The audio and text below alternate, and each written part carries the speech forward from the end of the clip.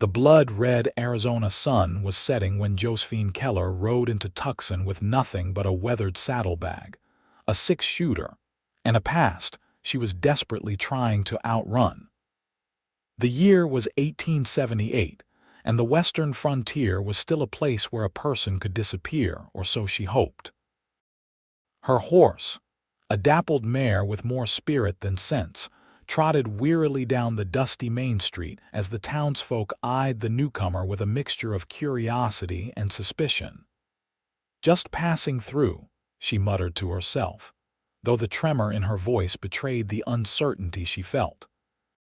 Tucson wasn't supposed to be more than a brief stop to resupply before heading deeper into the territory. But fate had other plans that would soon collide with those of Vaughn Drake, the most respected and feared rancher in Pima County. Josephine's first encounter with the town happened at the weathered doors of the Desert Rose Saloon.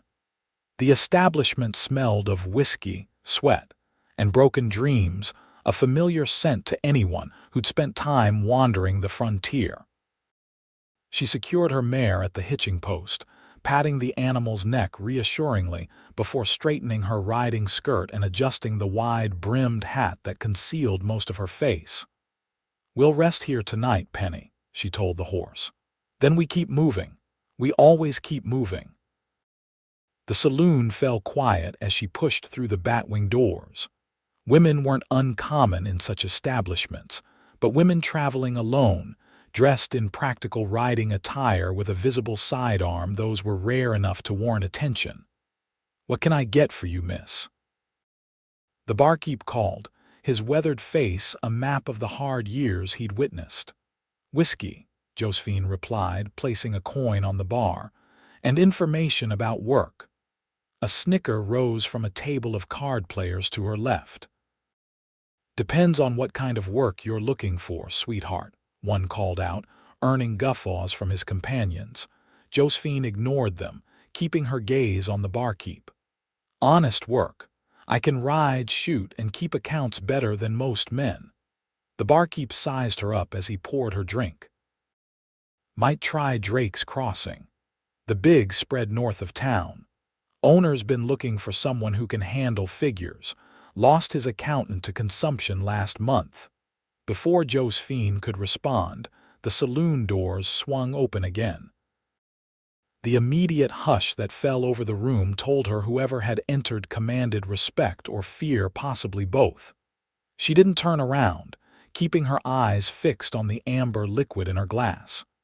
"Evening, Mr. Drake," the barkeep said with a nod of deference. The newcomer approached the bar, stopping just 2 stools away from Josephine.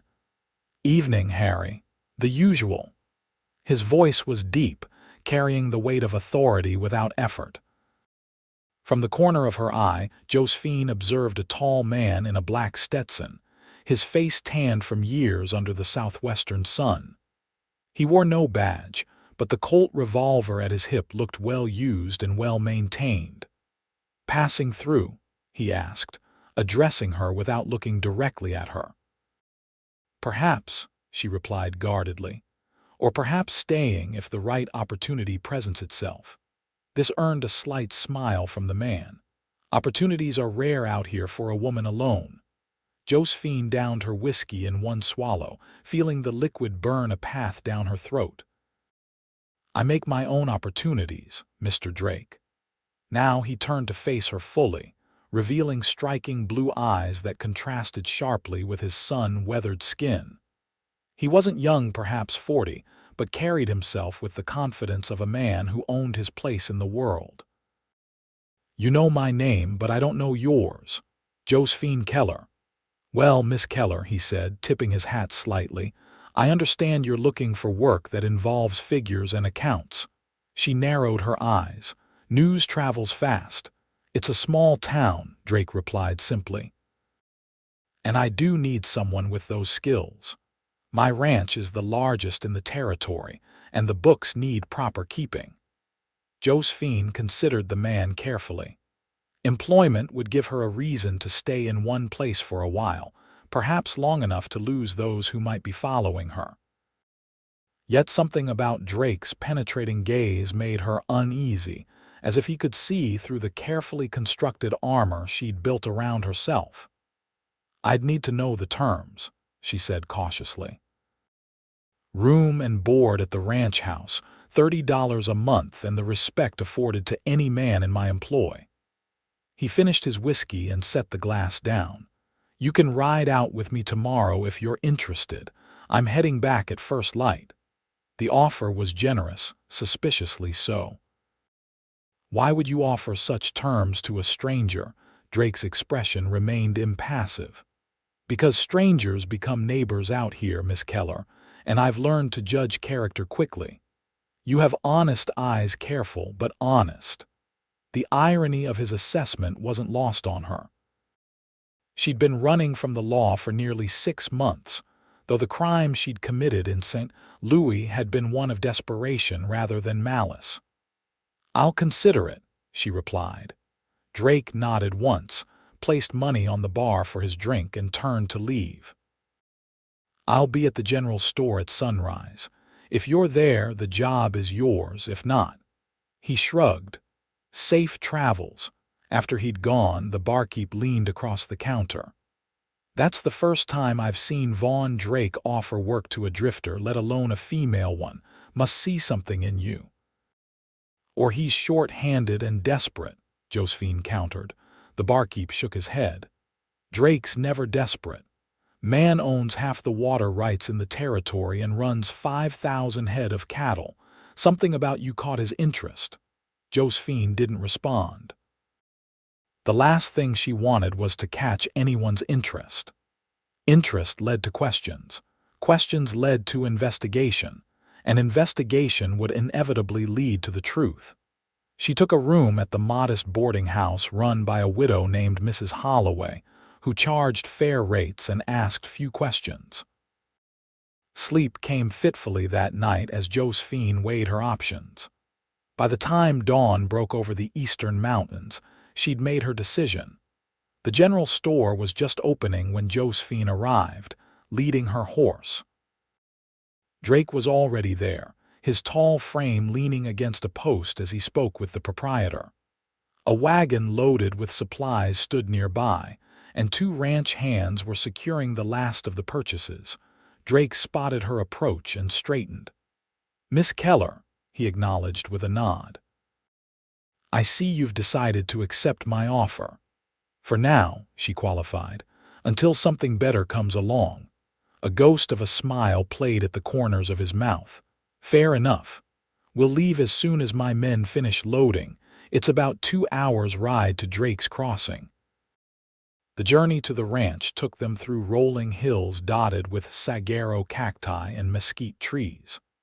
As they traveled, Drake pointed out landmarks and boundaries, speaking of the land with the pride of someone who'd built something substantial from nothing.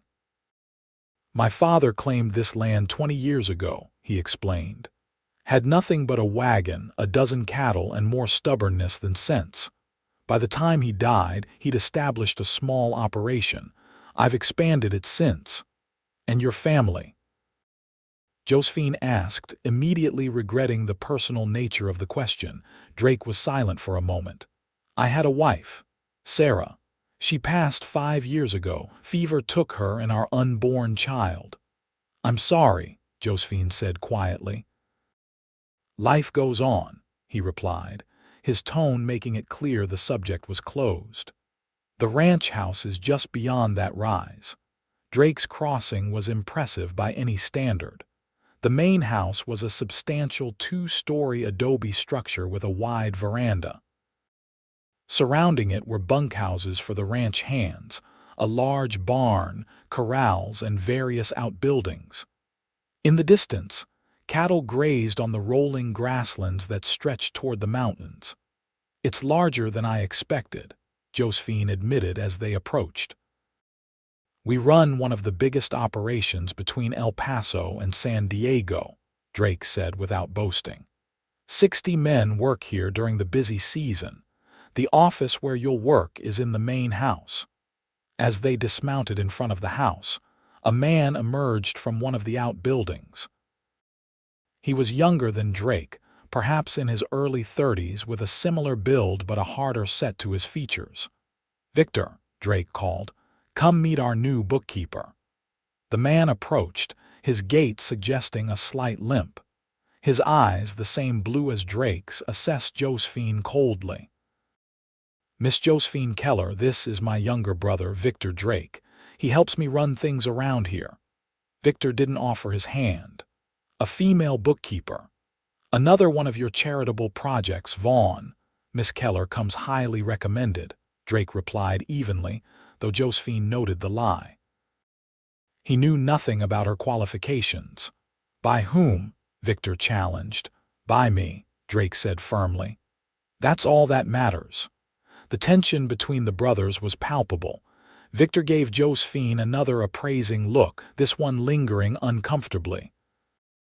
"Well, Miss Keller, I hope you're as good with numbers as my brother seems to believe. We've got a cattle drive coming up and those accounts need to be in order." "I assure you, Mr. Drake, I'm quite capable," Josephine replied coolly. Victor snorted. "We'll see." He turned to his brother. "The Simmons situation needs handling.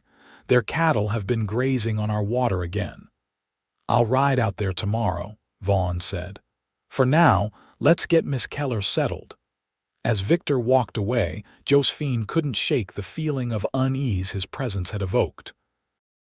There was something predatory in his gaze that contrasted sharply with his brother's more measured assessment.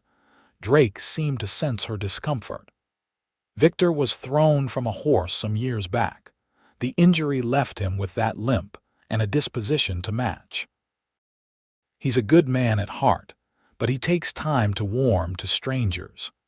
Josephine doubted the younger Drake would ever warm to her, but she kept that thought to herself.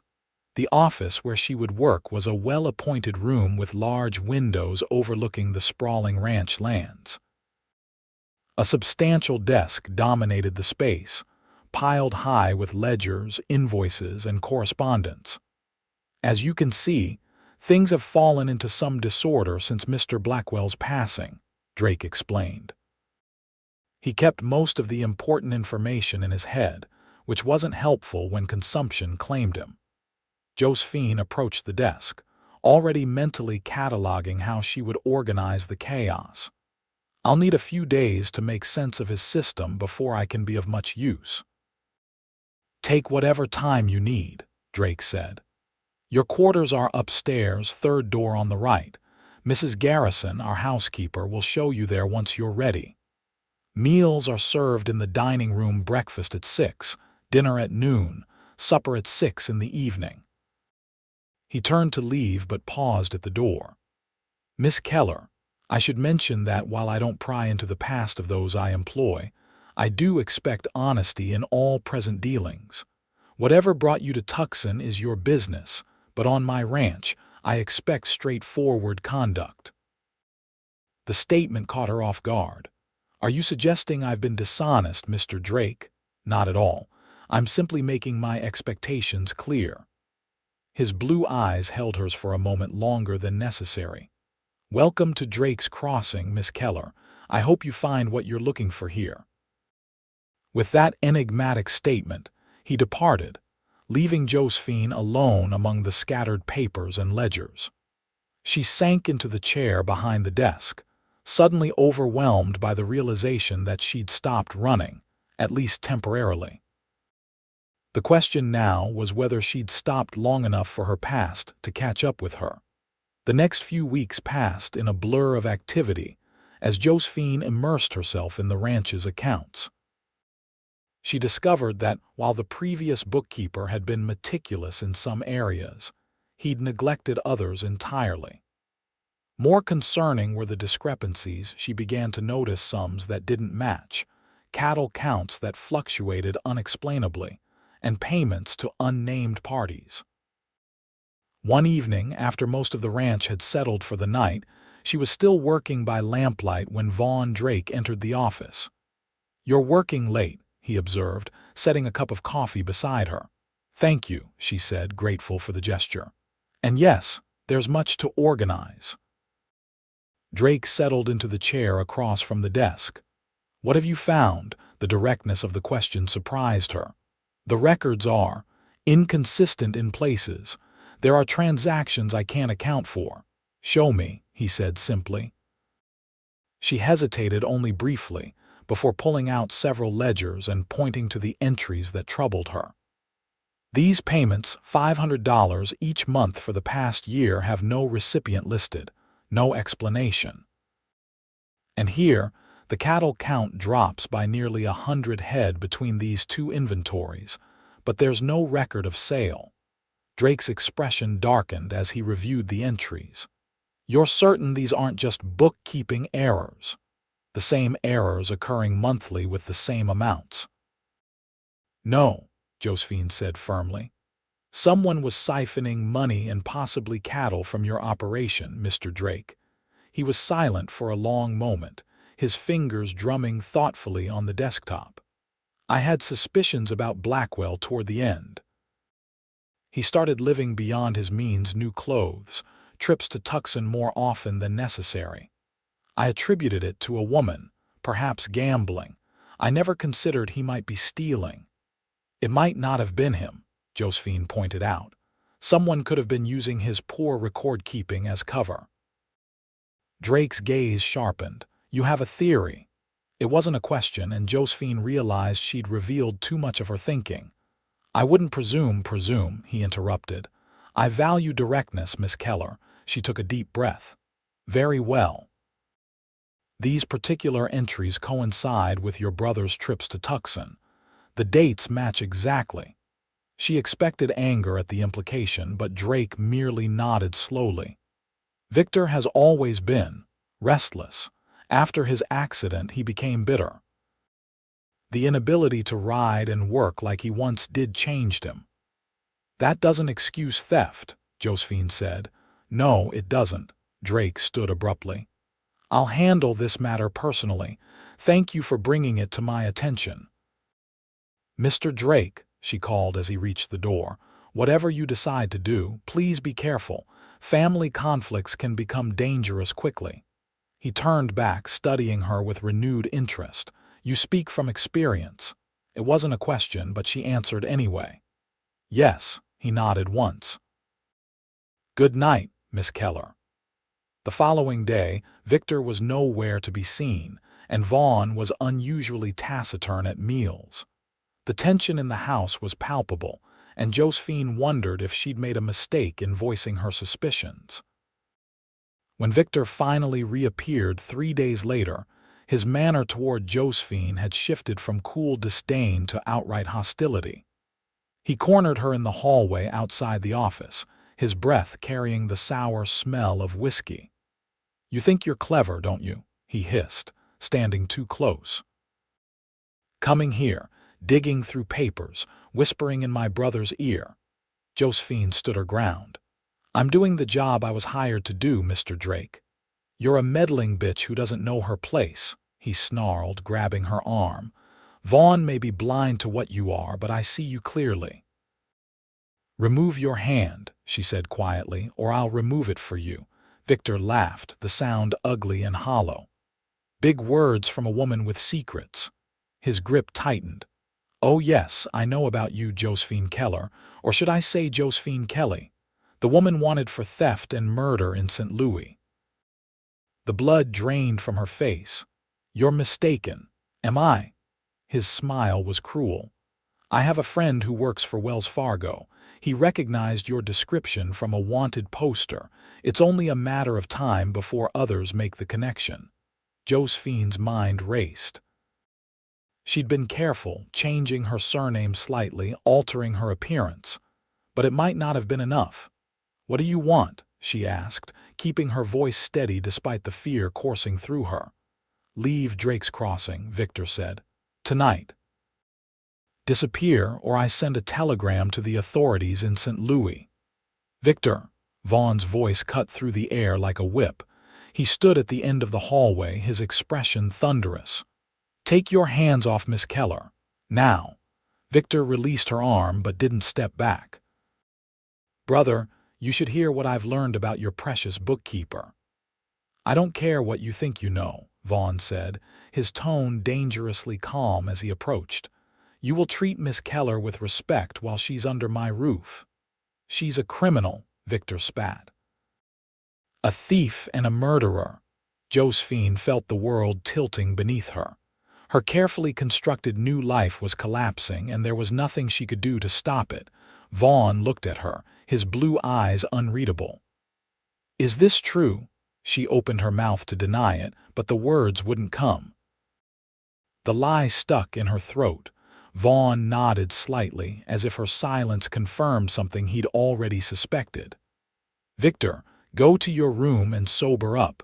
We'll discuss your own transgressions in the morning." "My transgressions?" Victor laughed bitterly. "That's rich, coming from the man who—" "Enough," Vaughn's voice echoed in the hallway. "Go, now." For a moment it seemed Victor might refuse, but then he turned and stalked away, his limp more pronounced in his anger. When he was gone, Vaughn turned to Josephine. "My office, please." She followed him silently, her mind frantically calculating escape routes, possibilities. She still had money saved, not much, but enough to get her to California, perhaps. She could disappear again, start over somewhere new. Inside the office, Vaughn closed the door and gestured for her to sit. He remained standing, looking out the window at the darkening ranch lands. "St. Louis," he said finally. "That's a long way from here." "Yes," she replied, seeing no point in denying it now. "What happened?" he asked, still facing the window. Josephine hesitated. She hadn't spoken of that night to anyone, had barely allowed herself to think of it. But something about Drake's calm demeanor, the absence of judgment in his question, loosened the words from where they'd been locked away. "I worked for a man named Harrison Blackwood," she began. "A wealthy businessman. I was his private secretary. He had appetites, cruel ones. He hurt women servants, working girls, anyone he could control." Drake turned to face her now, his expression grave. "One night I stayed late to finish correspondence. I heard sounds from his private study, a girl crying. When I went to investigate." She swallowed hard. "He had a young woman there, barely 18. She was bleeding, begging him to stop. He was laughing." The memory washed over her with sickening clarity, the girl's terrified eyes, Blackwood's flushed face, the letter opener in her hand before she even realized she'd picked it up. "I didn't mean to kill him," she whispered. "I only wanted to stop him, but when he turned on me, I struck out." The letter opener caught him in the throat. "Self-defense," Drake said quietly. Josephine laughed bitterly. "Try explaining that as a woman in St. Louis society.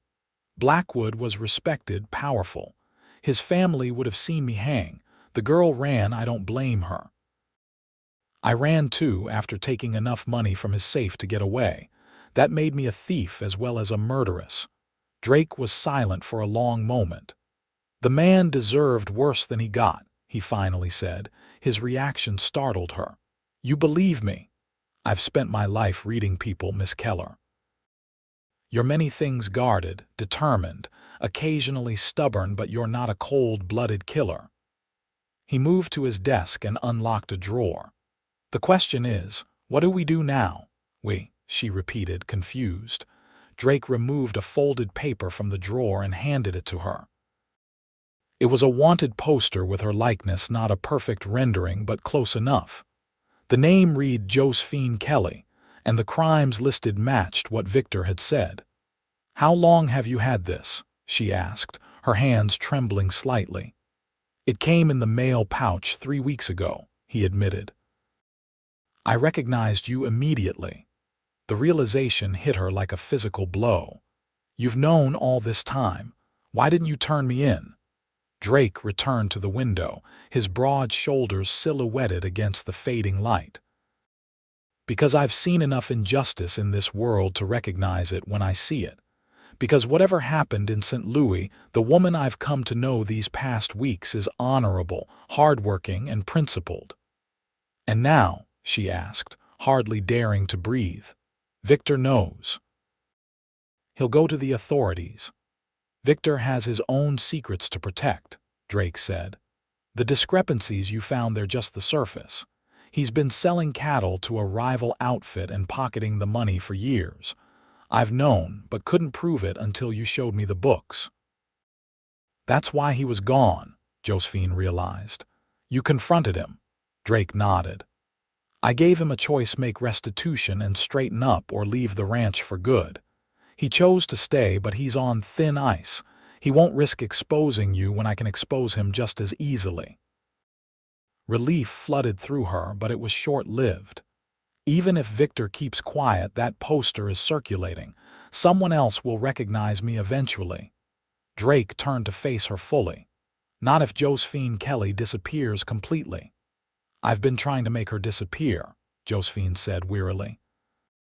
It hasn't worked very well. Because you've been running, Drake said, moving closer. Sometimes to disappear you need to plant roots instead. She looked up at him, puzzled. What are you suggesting? Stay at Drake's Crossing, he said simply. Not as my employee, but as my wife. The shock of his words rendered her momentarily speechless. Your wife, Mr. Drake, if this is some misguided attempt at gallantry, Vaughn, he interrupted. If we're discussing marriage, you should use my given name. Vaughn, she amended, the name feeling strange on her tongue. This is absurd. You can't possibly want to marry a fugitive. I want to marry a woman of intelligence, courage, and integrity, he corrected. The fact that this would also solve your legal difficulties is a secondary consideration. You barely know me, she protested. I know enough, he said. I know you risked your freedom to save that girl in St. Louis. I know you've worked tirelessly to bring order to my chaotic affairs. I know you face each day with determination despite the fear you carry. He took her hands in his calloused palms warm against her skin. I'm not offering romance, Josephine. I'm offering partnership, safety, a home. The wife of Vaughn Drake would be above suspicion, protected by my name and influence. And in return, I would gain a capable woman to help me build something lasting here.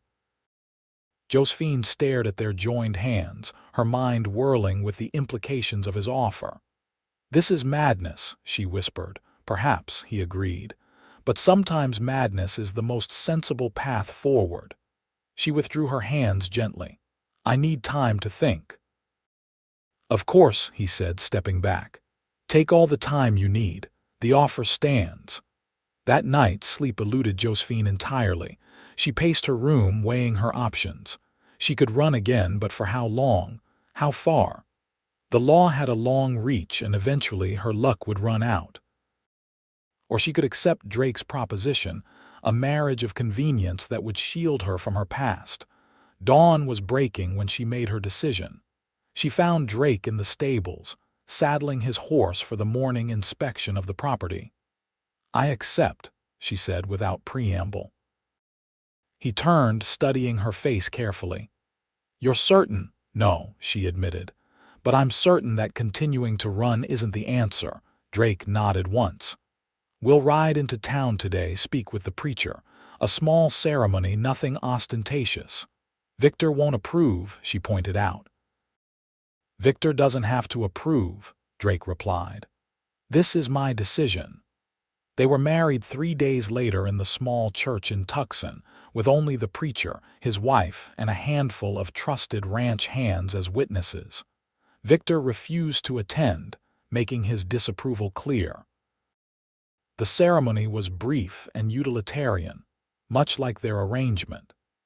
When the preacher pronounced them man and wife, Drake placed a chaste kiss on her cheek, their first physical contact beyond handshakes and the accidental brushing of fingers. That night, he showed her to the master bedroom in the ranch house, a spacious room with a large 4-poster bed that had clearly not been used in some time. These were Sarah's rooms, he explained. I've been sleeping in the adjoining chamber since she passed. I'll continue to do so. Relief and an unexpected twinge of disappointment mingled in Josephine's chest. You don't expect. I expect nothing that isn't freely offered, Drake interrupted gently. Our arrangement is one of mutual benefit and protection. Anything beyond that would be a development to be considered separately. His consideration touched her. "Thank you," she said softly.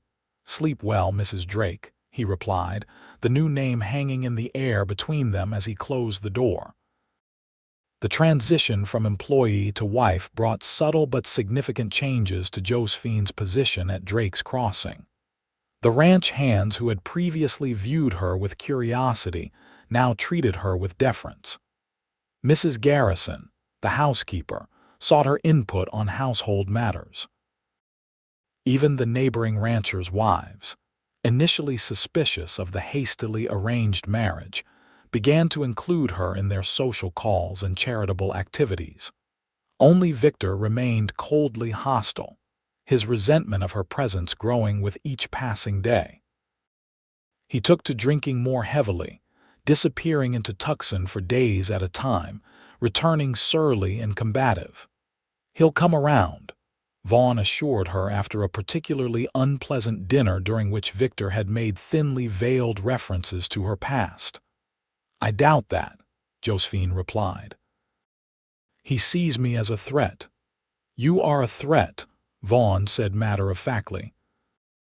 "You've exposed his misdeeds and taken a place in this household that he believed should have been filled by someone of his choosing, preferably the daughter of a neighboring rancher who would have increased our holdings through marriage."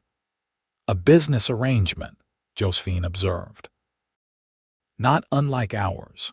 Vaughn's expression softened slightly. "Our arrangement has evolved beyond business, hasn't it?" The question caught her off guard because it was true.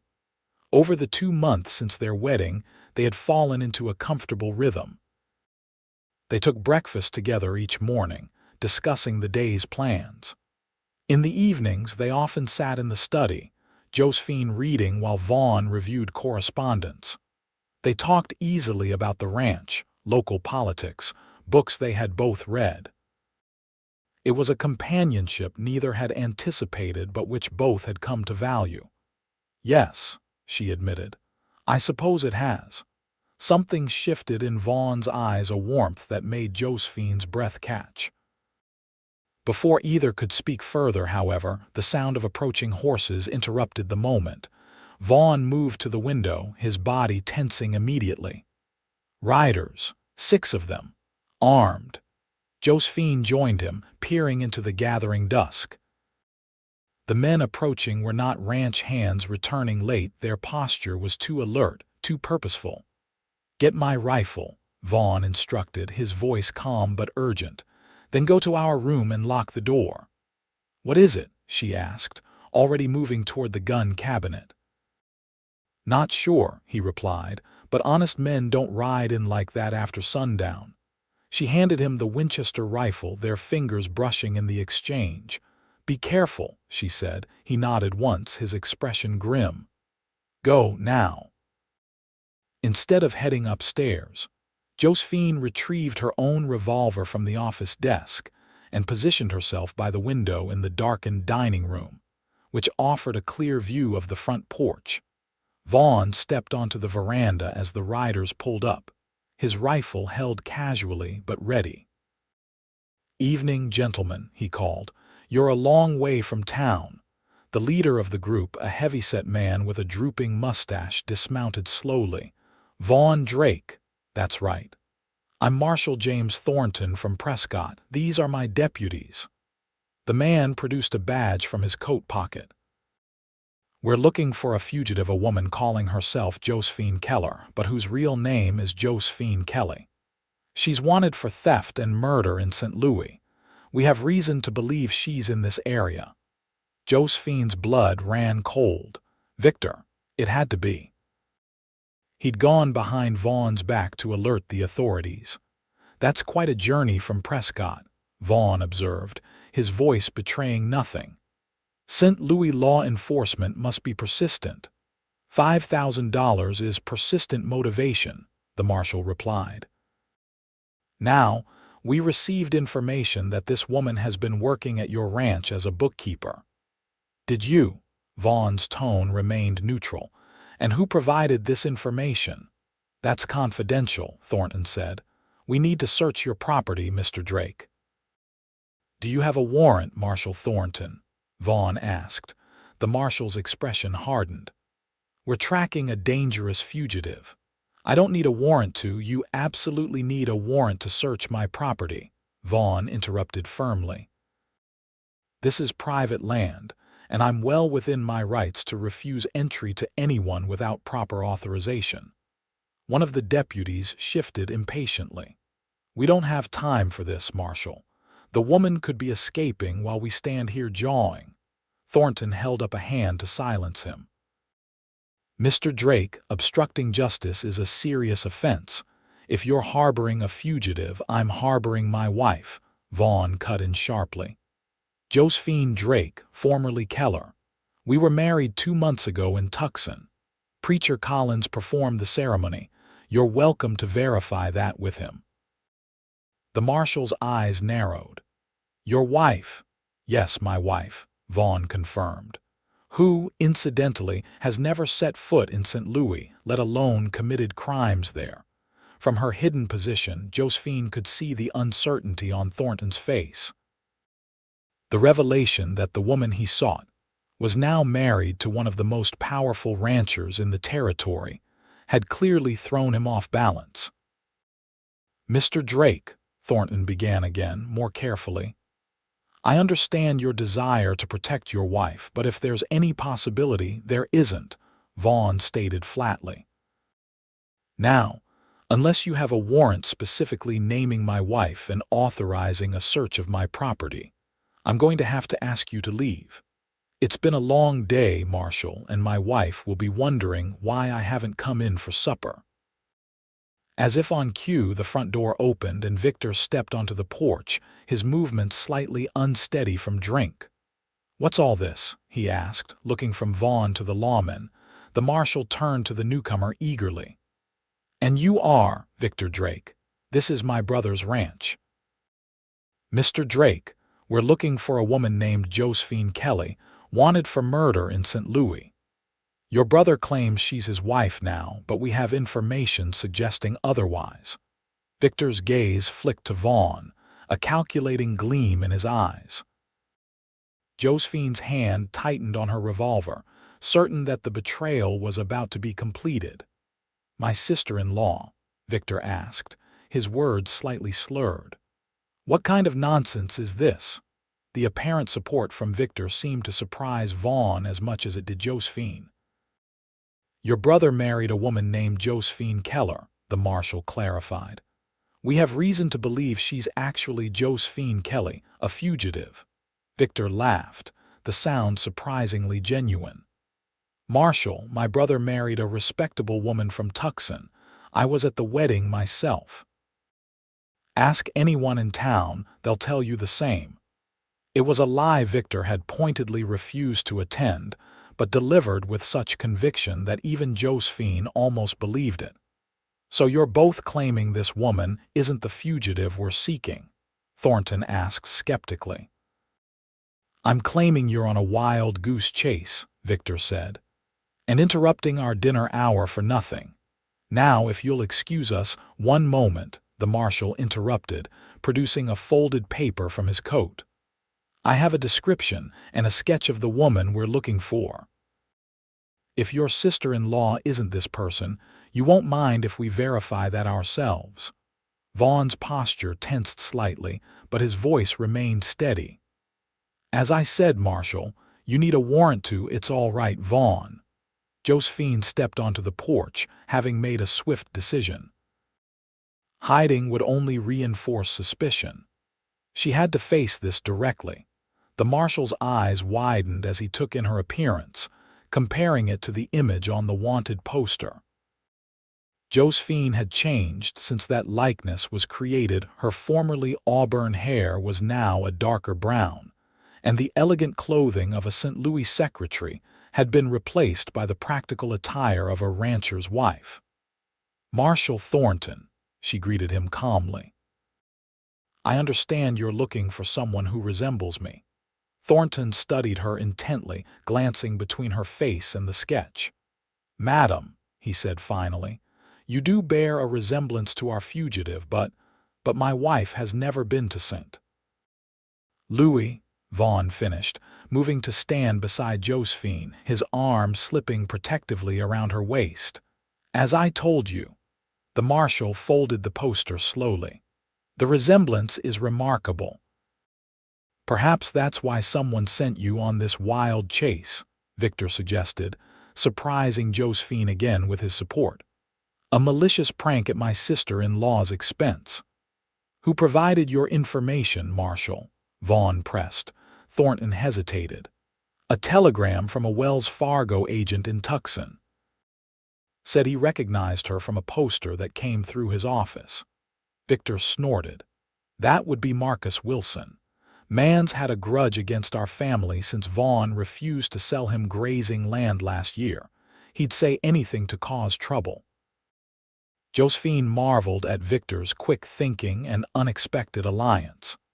The marshal was clearly wavering, his certainty undermined by the united front presented by the Drake brothers, and the discrepancies between Josephine's current appearance and the wanted poster. "I apologize for the intrusion, Mrs. Drake," Thornton said finally. "It appears there's been a misunderstanding." "A costly one," Vaughn noted, "riding all the way from Prescott on bad information." The marshal nodded grimly. "We'll be having words with Mr. Wilson upon our return." After the lawman had ridden away, the three of them stood in silence on the porch, the tension palpable as the sounds of hoofbeats faded into the distance. "Why?" Josephine asked, turning to Victor. "Why did you help us?" Victor's expression was unreadable in the gathering darkness. "Because despite what you may think of me, I protect my family." He looked at his brother. "She's a Drake now, for better or worse." Without waiting for a response, he turned and walked back into the house, leaving Vaughn and Josephine alone on the porch. "He sent for them," Josephine said quietly. "And then he defended me. I don't understand." Vaughn sighed heavily. "Victor's always been complicated. He likely had a change of heart when faced with the reality of what he'd set in motion. Or perhaps he realized that exposing you would hurt me more than it would hurt you." Josephine shivered, the reality of how close she'd come to capture sinking in. "They'll be back. Once they speak to people in town, they'll realize Victor lied about attending the wedding." "Perhaps," Vaughn conceded, "but by then we'll have more evidence of our legitimate marriage." "The longer you're Mrs. Vaughn Drake, the harder it will be for anyone to believe you're also a fugitive from St. Louis." She turned to face him fully. "Thank you for standing by me." "I made a vow," he said simply. "A vow made under false pretenses," she pointed out. "A business arrangement, as we said." Vaughn's gaze held her steadily. "Is that still how you see it?" The question hung between them, charged with unspoken possibilities. Josephine thought of the past months, the growing comfort between them, the quiet evenings, the way his eyes sought hers across a room. "No," she admitted softly. "Not anymore." Something shifted in his expression, a softening, a warmth that made her breath catch. He reached out, his calloused fingers gently brushing a strand of hair from her face. "Nor do I," he murmured. The kiss, when it came, was tentative at first, a question rather than a demand. Josephine answered by stepping closer, her hands rising to rest against his chest as she returned the kiss with growing certainty. When they finally parted, breathless, Vaughn rested his forehead against hers. "I didn't expect this," he confessed. "When I offered marriage, I thought only of giving you protection, a name." "And now?" she asked. "Now I find I want to give you much more than that," he said, "if you'll have it." That night, for the first time, Vaughn did not retire to the adjoining chamber, but stayed with Josephine in what was now truly their shared room. Their coming together was tender, unhurried, a discovery of each other that transcended the practical arrangement that had brought them together. The months that followed brought a deepening of their connection, as their marriage of convenience blossomed into something neither had dared to anticipate. The ranch thrived under their joint stewardship, with Josephine's keen mind for business complementing Vaughn's practical knowledge of cattle and land. Victor, to their surprise, seemed to make peace with the situation. He drank less, applied himself more diligently to ranch affairs, and occasionally even sought Josephine's advice on matters of business. The transformation wasn't complete or without setbacks, but it was genuine enough to ease the tension that had characterized their early interactions. As winter approached, bringing cooler temperatures to the Arizona territory, Josephine found herself facing an unexpected development. The persistent fatigue, the subtle changes in her body signs, she initially attributed to stress finally crystallized into a realization that filled her with equal parts joy and trepidation. She chose to tell Vaughn during their evening ride, a ritual they'd established for private conversation away from the busy ranch. They stopped at their favorite overlook, a rocky promontory that offered sweeping views of the property as the setting sun painted the landscape in gold and crimson. "I have news," she said as they dismounted. Vaughn turned to her, his expression curious. "Good news, I hope, given that smile you're trying to hide." She took a deep breath. "I'm with child." The words hung in the air between them, momentous. For an instant, Vaughn's face registered shock, then transformed into a joy so pure it brought tears to Josephine's eyes. "A child," he repeated, his voice thick with emotion. "Our child." He closed the distance between them in 2 strides, gathering her gently into his arms. "Are you certain?" "As certain as one can be without a doctor's confirmation," she replied. "The signs are all there." Vaughn pressed a kiss to her forehead, her cheeks, finally her lips. "I never thought," he began, then stopped, overcome. "After Sarah, I never expected to have this chance again." The mention of his first wife no longer brought pain to either of them. Sarah's memory had found its proper place in their lives, honored but not a barrier between them. "Are you happy?" he asked, searching her face. "Terrified," she admitted with a small laugh. "But yes, incredibly happy." They stood together as the sun dipped below the horizon, holding each other as the first stars appeared in the deepening blue of the evening sky. "A new beginning," Vaughn murmured against her hair. "Another one," Josephine corrected gently. "We've had several already."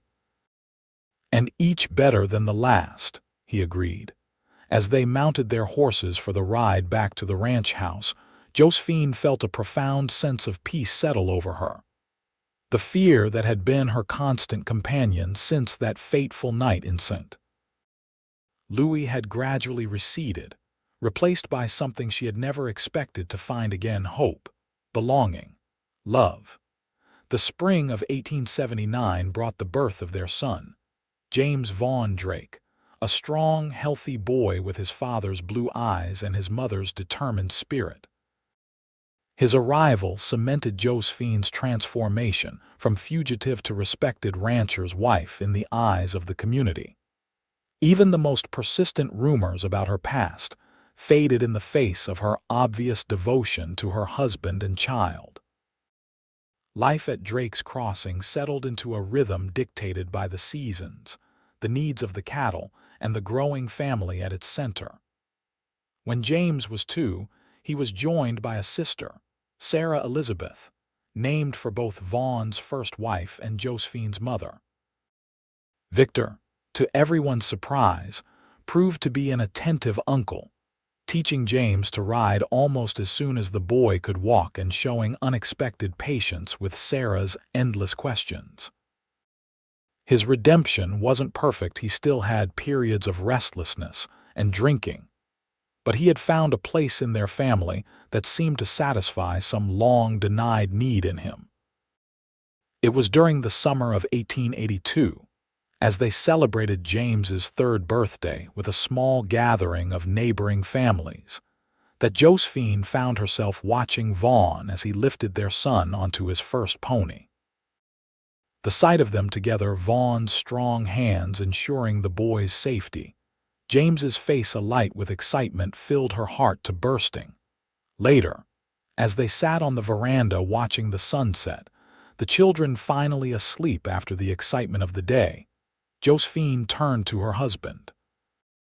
"You shouldn't have chosen me," she said softly, the words carrying the weight of their shared past, her fugitive status, the risks he had taken, the unconventional beginning of their union. Vaughn smiled, the expression crinkling the corners of his eyes in the way she had come to love.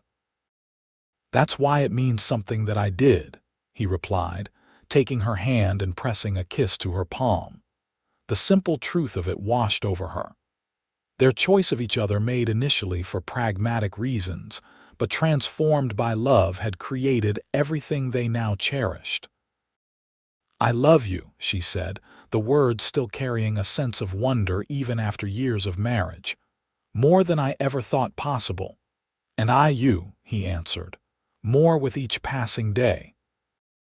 As the stars emerged above Drake's Crossing, Josephine reflected on the journey that had brought her here, from terror and flight to peace and belonging. The past would always be part of her, but it no longer defined her. She was Josephine Drake, now wife, mother, partner, and the future stretching before them was bright with promise.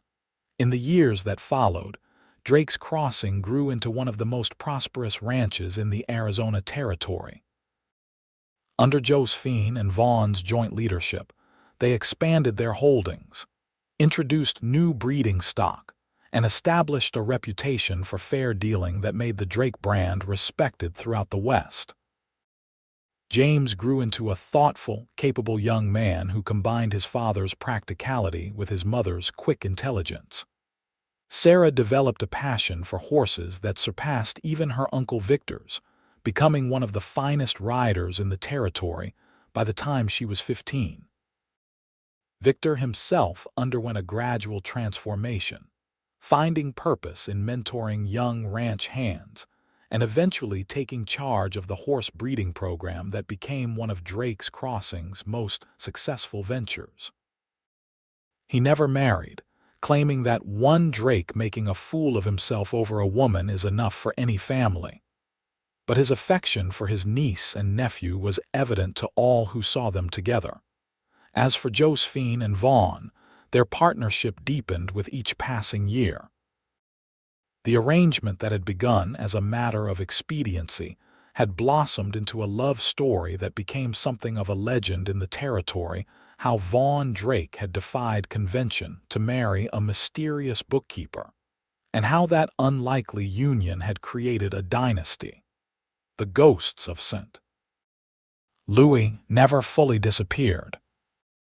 Occasionally, news would reach them of developments in the Blackwood case, how evidence had eventually emerged of Harrison Blackwood's crimes against multiple women, how the girl Josephine had saved had finally come forward with her story, how public opinion had shifted to view his killer as something of a folk hero rather than a criminal. But these were distant echoes of a past that no longer held power over them. The life they had built together, the children they had raised, the land they had nurtured, the love they had found was stronger than any shadow from before. On their 20th wedding anniversary, as they stood together on the same overlook where Josephine had told Vaughn about their first child, she turned to her husband, now silver-haired but still straight-backed and strong. "You ever regret it?" she asked. "Taking such a risk on a woman with a price on her head?" Vaughn laughed, the sound as warm and genuine as it had been when she first heard it. "Best gamble I ever made," he replied, drawing her close. "I got the finest bookkeeper in the territory and the love of my life, all in one stubborn package." "Stubborn," she protested with mock indignation. "Determined," he amended, pressing a kiss to her temple. "Brave, brilliant." as the sun set on Drake's crossing, painting the land they had tamed and loved in shades of gold and amber. Josephine reflected on the unlikely journey that had brought her here from a desperate flight from justice, to finding justice of a different kind in the arms of a man who had seen her worth when she had forgotten it herself. "You shouldn't have chosen me," she whispered again, the words now a familiar refrain between them, carrying all the history of their unusual beginning. And as he had every time before, Vaughn smiled and replied, "That's why it means something that I did." In that moment, as always, Josephine knew it to be true their choice of each other, against all odds and reason, had been the making of everything good in their lives. Not despite the risks and challenges, but because of them. Their love had been forged in adversity, tested by fire, and emerged stronger for the tempering. As they rode back to the ranch house, where their children, their extended family, and the legacy they had built together awaited them, Josephine felt the familiar surge of gratitude that had become the cornerstone of her life at Drake's crossing. The desperate woman who had ridden into Tucson all those years ago, haunted and hunted, could never have imagined the peace and purpose that awaited her. The unlikely love story of Vaughn Drake and Josephine Keller had become the stuff of frontier legend. How a rancher had offered marriage to a fugitive, how convenience had transformed into devotion, how two wounded souls had found healing in each other.